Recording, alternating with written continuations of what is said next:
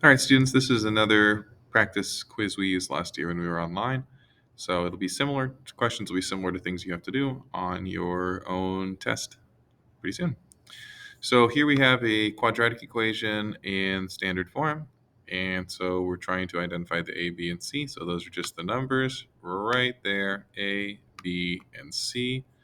So just choosing the one that has the correct numbers in the correct order. 3, -6, and -9. Then what we're using is the quadratic formula. And so the quadratic formula, like you should have written down in your notes, negative b plus or minus square root of b squared minus 4ac, all divided by 2a. So I should see double -6 is what I'm really looking for at the beginning. This one looks like the correct setup because they put a negative in front of b. This is a super important thing. This tells you to put a negative in front of b. I understand that b has a negative. The only choice that put a negative in front of b is that last one right there. It also has b squared, and it also has 4ac and 2a, so it is correct. The other one's all messed up with the negative b part. All right, so then simplifying what happened there, I'm going to clear the screen. Let's see, the double -6 becomes a +6, so I know it's going to be option number 2. All of this stuff under the square root also will work out to just be 6. Or sorry, 12. And 2 times 3 on the bottom is 6. But the only option that fits here is this one because it's the only one that starts with a +6.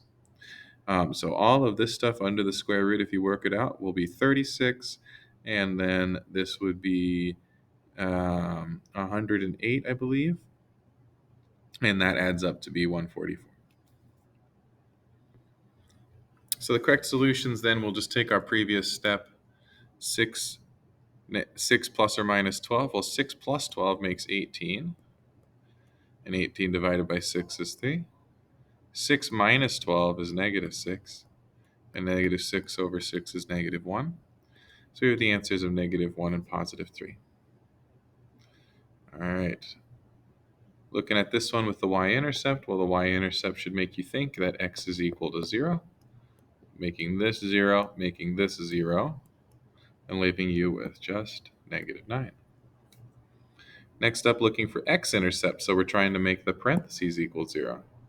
Well, we're trying to make the parentheses equal 0, so that'd be -5 plus 5, and 3 minus 3.